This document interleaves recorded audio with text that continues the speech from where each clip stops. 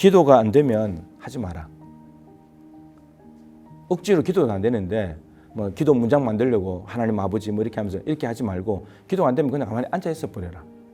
근데 중요한 것은 뭐냐면 놓치지 말아야 될 사실은 기도는 안 되더라도 기도의 자리는 지켜라. 그 자리를 떠나지 마라. 그 자리를 떠나버리면 시간이 지나면서요 그 자리에 못 가게 돼요. 근데 그 자리에 아무리 마음이 힘들어도 그 자리를 지키고 있으면 언젠가는 회복이 될 거예요. 그럼 회복되면 그 자리가 더 좋아져요. 그 자리를 악착같이 지켜야 돼요. 골방을. 자기 나름대로의 기도의 골방을 악착같이 지켜야 된다.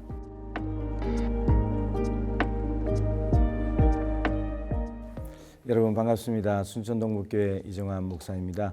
오늘 음성 듣기도 7번째 시간을 맞이했는데요. 오늘의 주제는 마음이 괴로워서 도무지 기도할 수가 없어요. 이럴 때는 어떻게 해야 하나요? 이제 이런 주제를 가지고 오늘 기도학교에 대한 이야기를 좀 나눠보려고 합니다. 사실 괴로운 일이 없는 사람은 아무도 없을 것입니다. 이제 강도가 다르고 빈도가 다르고 정도가 다를 뿐이지 종류가 다를 뿐이지 마음은 괴로운 사람들은 뭐 누구나 다 괴로운 일을 겪는데 중요한 것은 믿는 사람도 경험하지만 믿지 않는 사람도 경험하고 교회 다니는 사람도 어려움이 있기도 하고 안 다니는 사람도 어려움이 있기도 하고 그래서 모든 사람이 어려움을 가지고 살아간다면 이제 중요한 것은 예수 믿는 사람과 안 믿는 사람은 달라야 될 게 있는데 대처 방법이 달라야 된다. 똑같은 어려운 일을 당했는데도 예수 믿는 사람과 믿지 않는 사람이 같이 대처한다면 이것은 예수님을 믿고 안 믿고 해서 중요한 게 예수님인데 그럼 예수님이 없는 거나 있는 거나 마찬가지라면 이건 좀 뭔가 좀 다르고 잘못된 것이 아닌가 생각이 들고 그래서 우리 예수 믿는 사람들은 예수 안 믿는 사람과는 대처 방법이 달라야 된다. 그래서 대처를 잘 해야지 잘 풀 수 있다라고 하는 거죠. 그래서 예수 안 믿는 사람들은 이제 쉽게 푸는 방법은 이제 가서 술을 마시고 뭐 담배를 피고 그러면서 이제 순간 스트레스를 좀 잊어보는 거죠. 그래서 사실은 이제 술 마시는 데 집중하면서 거기에 정신 팔면서 힘든 일을 잊어버리는 거죠. 잠깐 잊어버리는 건데 근데 사실은 술을 다 먹고 깨고 나면 현실은 똑같은 거예요. 똑같은 거고 또 좋게 풀어가는 사람들은 여행을 간다든지 기분 전환을 위해서 좋은 경치가 있는 곳에 가서 풀 수도 있겠죠.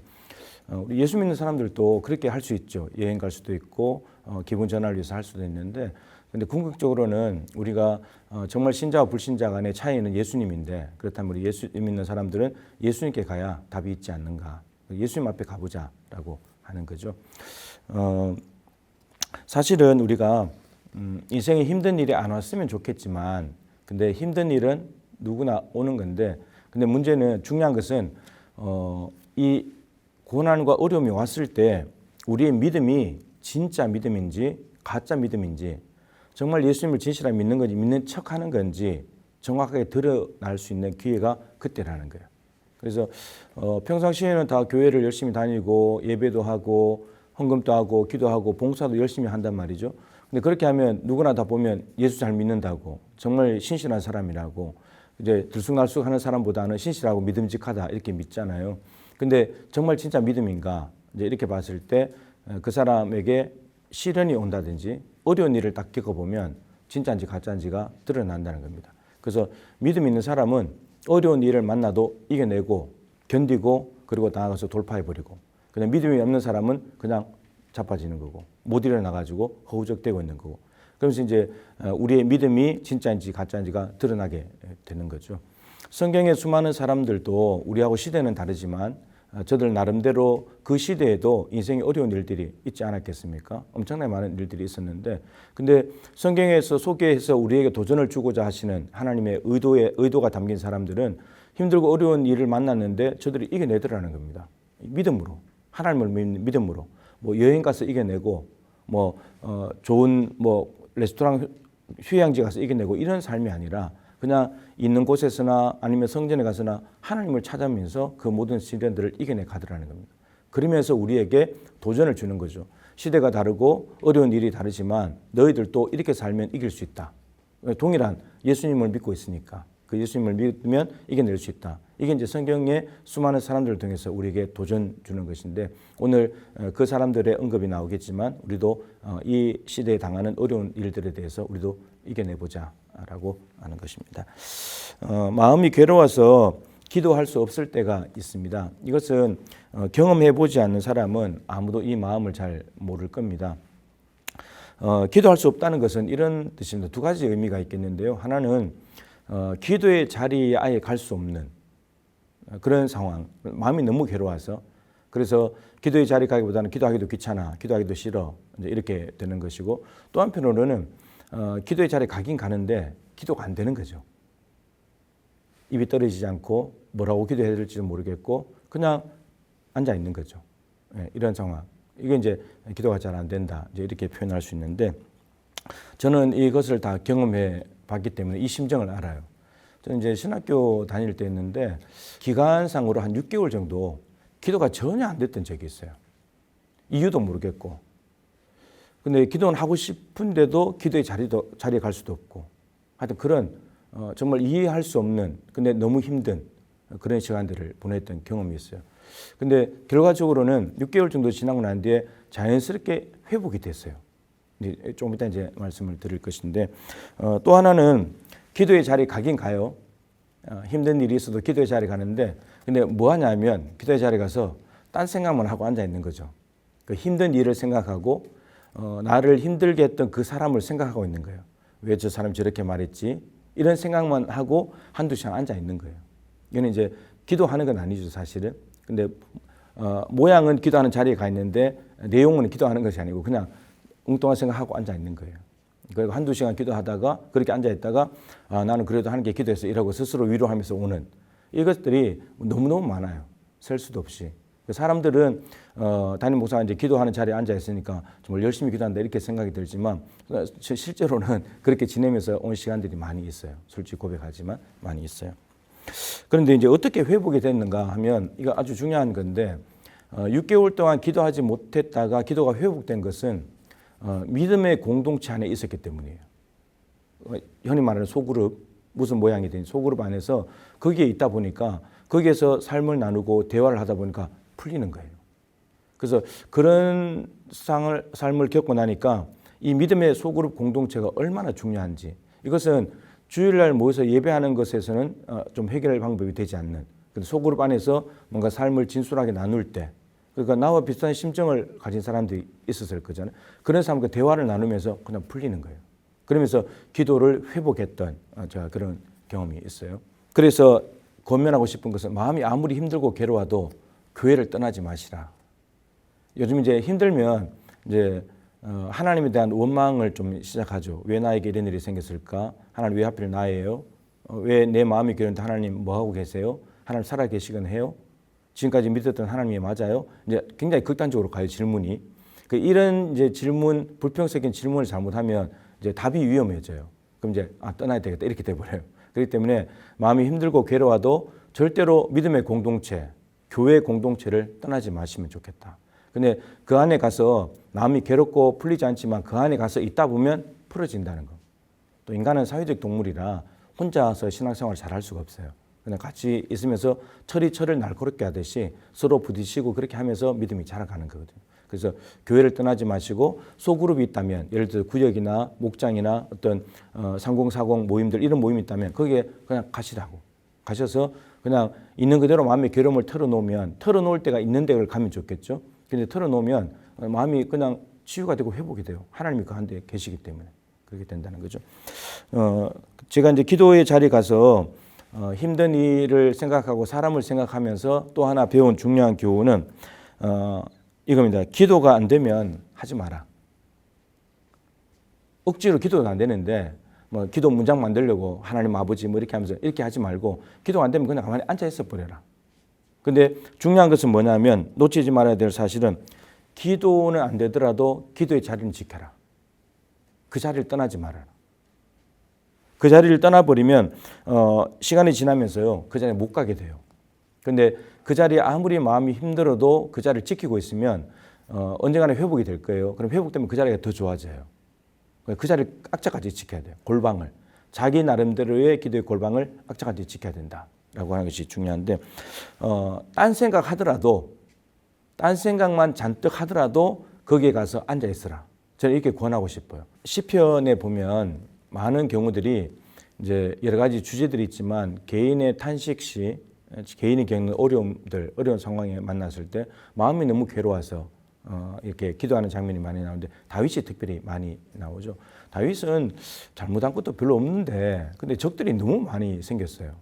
뭐 골리앗 죽이고 나라 구한 것 때문에 괜히 다윗을 시기 질투한 사울부터 시작해서 뭐 아들까지 반란을 일으키고 또 사울 편에 있던 사람들이 남아서 다윗을 저주하고 시므이 같은 사람들 그 너무 많이 있는 거죠. 근데 이런 많은 어려움을 겪으면서 다윗이 그 어려움들 때문에 완전히 땅바닥에 엎드려서 끝나버렸냐? 그렇지 않더라는 거예요. 그리고 10년 가까이 세월을 도망 다녔거든요.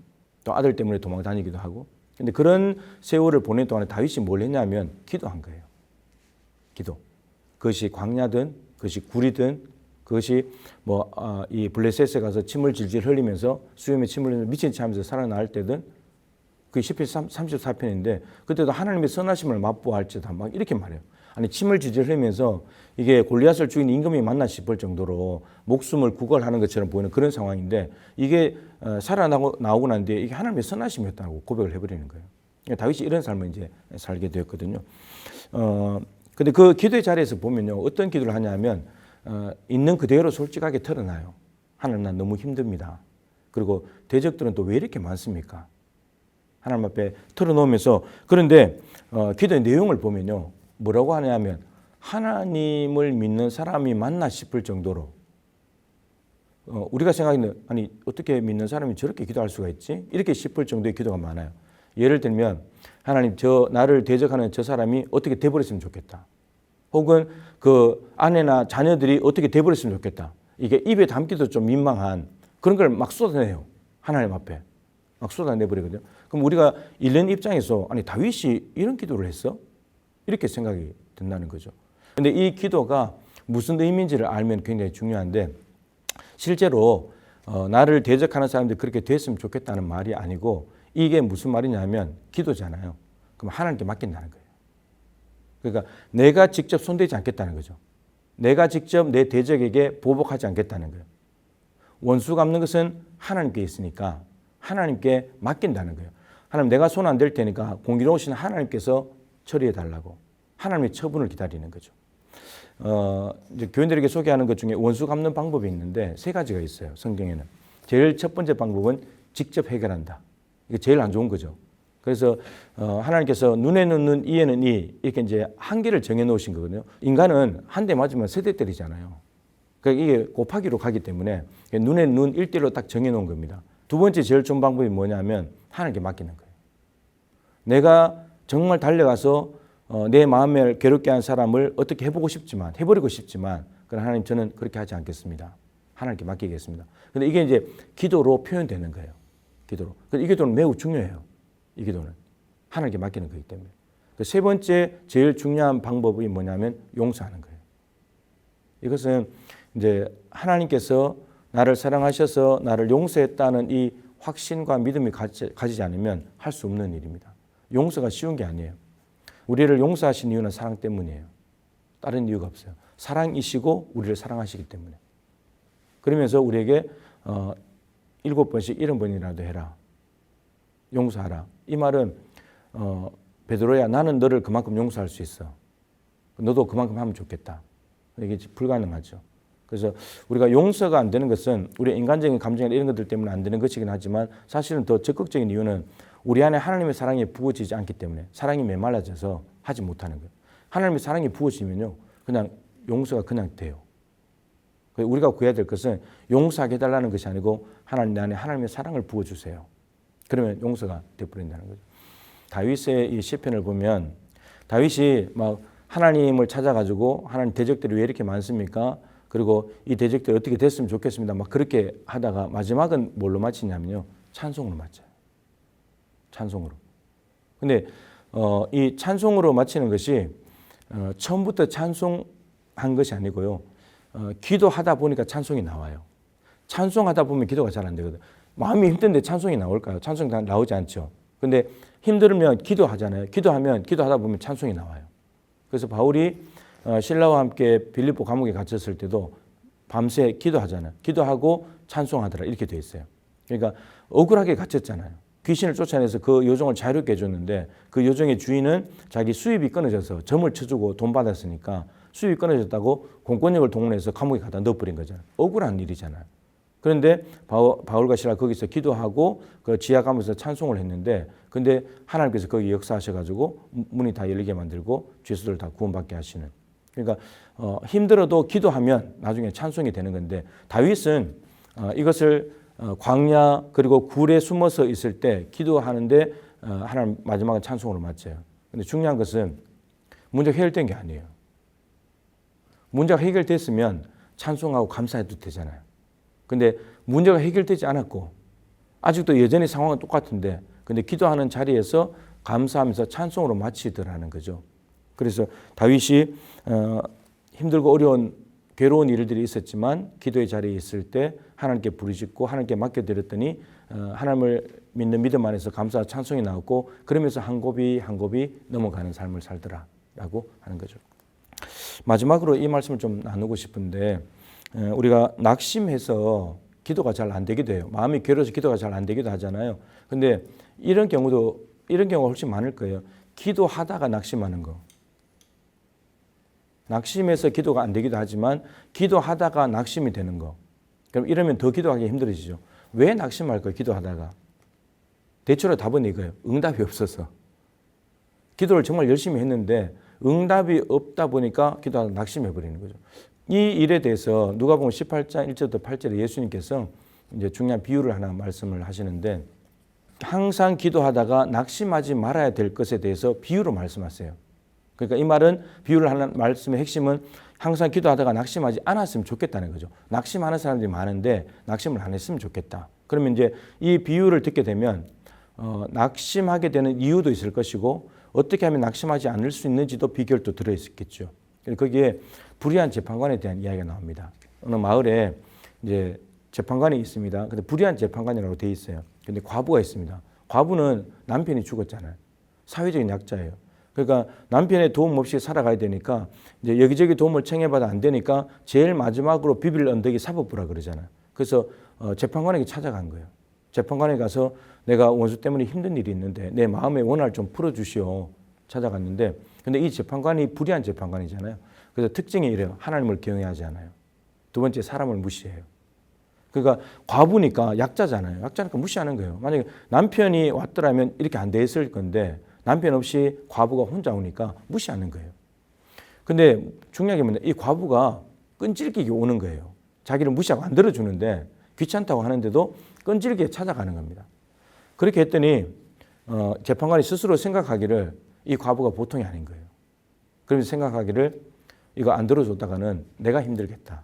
그래서 귀찮아서 들어줘 버려요. 근데 이걸 이제 비유로 말씀하시면서 과부가 자기를 무시하는 불의한 재판관 앞에 가서도 포기하지 않고 끈질기게 낭망하지 않고 끝까지 찾아가서 답을 얻었지 않냐. 왜 그렇게 할 수 있었냐. 재판관에 대한 믿음이 있었지 않냐. 아무리 불의한 재판관이 나를 무시해도 내 문제를 지금 해결할 수 있는 존재는 저 재판관밖에 없다. 이 믿음 때문에 무시당해도 끝까지 고집을 가져가서 결국에는 답을 얻어냈다는 겁니다. 그런데 하물며 하나님께서 그러니까 이거를 하나님께서 택하신 자들의 밤낮 부르짖는 것을 들어주시지 않겠냐. 오래 기다리시겠냐. 지체하지 않고 빨리 이루어 주실 거다. 근데 이게 비유기 때문에 비유를 불의한 재판관 하나님, 과부 우리 이런 식으로 갖다 넣어버리면 비유를 실패해요. 왜냐하면 하나님은 불의한 재판관이 아니죠. 하나님은 어떤 분이냐면 사람을 무시하지 않아요. 그리고 하나님이 귀찮아서 들어주시는 분이 아니라 들어주고 싶어서 그 간절함을 보고 들어준다는 거죠. 근데 이거예요. 낙심하려면 누가 해야 되죠? 하나님 앞에 가는 우리가 낙심해야 돼요. 불의한 재판관에 가는 과부가 낙심해야 돼요. 과부가 낙심해야 될 상황이잖아요. 근데 과부는 낙심 안 하는 거예요. 근데 우리는 하나님 앞에 가서 낙심해 버리는 거예요. 근데 왜 낙심하냐? 하나님께서 어떤 분이신지를 모르기 때문이에요. 지금 과부는 재판관이 어떤 사람인지 알아요. 자기 무시하니까. 하나님 경외하지 않으니까. 알아요. 근데 어떤 존재인지를 알면서도 가서 포기하지 않고 가서 끈질기게 해서 받아내버려요. 근데 하나님이 어떤 분인지를 모르게 되면 낭망해버려요. 하나님은 밤낮 부르짖는 택하신 자들 원한을 들어주시는 분인데 이거를 알지 못하면 포기해버린다는 거예요. 포기는 과부가 해야 될 건데 우리가 포기한다는 거예요. 따라서 낙심하지 않을 수 있는 이유는 과부가 재판관에 대한 믿음이 있었듯이, 절대적인 믿음이 있었듯이 우리가 하나님 앞에 기도할 때도 기도하다가 낙심하지 않을 수 있는 방법은 하나님에 대한 절대적인 믿음을 가져야 된다. 택하신 자들의 원한을 하나님은 속히 풀어주시는 분이다. 단지 하나님의 때가 안 됐을 뿐이지. 우리의 기도를 무시하시는 분이 아니라 우리 기도를 다 듣고 계시는 분이다. 우리 아버지시니까. 근데 이 믿음을 계속 가지고 있어야 된다. 이 믿음이 흔들리지 않는다면 낙심할 이유가 없이 계속 기도하게 될 것이고 기도하면 하나님 답을 주신다. 근데 그 비유가 어떻게 끝나느냐면 인자가 올 때에 세상에서 믿음을 보겠느냐 이렇게 질문으로 끝나요. 이 말은 인자가 올 때 예수님께서 이 땅에 재림하실 때 믿음을 보겠느냐 이 말은 믿음이 아니고 다른 행함을 보신다는 말이 아니라 믿음을 가지고 있는 사람을 만나볼 수 있겠느냐. 그러니까 예수님 오실 때까지 낙심하지 아니하고 예수님은 반드시 오신다. 내 기도를 들어주신다. 내 원통함을 풀어주신다. 그 믿음을 가지고 끝까지 낙심하지 않고 믿음을 유지하고 있는 사람을 만나볼 수 있겠느냐. 별로 없다는 말이에요. 다 낙심해버리니까. 그래서 낙심하는 이유는 응답이 달라서 낙심하는 것이 아니라 하나님 아버지가 어떤 분인지를 정확히 모르기 때문이에요. 근데 그분이 어떤 분인지를 알면 절대 낙심 안 한다는 거예요. 과부가 재판관을 알면서 낙심하지 않았듯이. 근데 재판관보다는 비교도 할 수 없이 하나님 좋은 분인데 그 하나님을 알게 되면 우리 낙심하지 않고 계속해서 기도의 자리를 지키고 마음이 힘들어서 기도 안 될 때도 있겠지만 기도의 자리에서 하나님이 분명히 다시 또 찾아오실 것이다. 그 자리에 오실 것이다. 혼자 두지 않을 것이다. 나를 고아와 같이 버려두지 않는다고 하셨으니까 하나님을 기도의 자리에서 만날 수 있다. 그 믿음 가지고 계속 기도의 자리를 꿋꿋하게 지키다 보면 마음이 회복되는 거고 하나님을 만나게 되는 거고 인생의 문제가 풀리고 돌파하게 되고 그런 역사들이 나타나게 된다는 거죠. 그래서 마음이 괴로우실 때 기도 안 되면 억지로 하지 마시고 그러나 기도의 자리를 지키면서 머물러 있으면 하나님께서 그거 다 아실 거예요. 제가 동부교회 와서 매일마다 일정한 시간에 본당에 가서 앉아 있었어요. 아무 말도 못하고 근데 이제 속에는 눈물 한 바가지를 흘리면서 그냥 앉아 있었던 거죠. 근데 나중에 주님이 그러시더라고요. 너 그거 다 보고 있었다고 내가. 다 알고 있다고 네 마음을. 그래서 그 당시에는 혼자서 외롭게 앉아 있는 것 같고 뭔가가 해결이 안 되는 것 같고 답답한 것 같지만 근데 주님이 다 보고 계셨다고 하니까 근데 중요한 거는 그 다음부터 혼자 있다고 생각이 안 드는 거죠. 주님이 계속 보고 계시겠구나. 이게 중요한 거예요. 그 자리에 벗어나기 시작하면 계속 안 가게 돼요. 미안해서라도 못 가요. 또 양심상 또 못 간다 그래. 근데 양심이 아니라 철판을 깔고 가야 된다는 거. 거기 가서 앉아 있으면 하나님께서 변함을 찾아오셔서 만나 주실 거다. 근데 정말 아버지가 좋으신 분이기 때문에 정말 오셔서 만나 주시고 해결해 주시고 그래서 고생한 거 힘든 시간들을 잘 견뎌내서 고맙다. 그렇게 말씀하세요. 우리가 뭐 주님께 고마울 게 뭐가 있겠어요. 주님 보시기에. 그런데 힘든 시간들을 견뎌내고 그 자리에 묵묵히 버티고 있는 거 그 자체가 고맙다고. 하나님께서 그 변함없음을 보시는 것 같아요. 우리가 그 신실함을 하나님 앞에 내어드릴 때 우리 하나님도 신실하시기 때문에 그 신실하신 하나님을 기도의 자리에서 만나게 되면서 마음도 회복되고 문제도 해결되는 그런 은혜가 있게 될 줄로 믿습니다. 회복되시기를 축복합니다.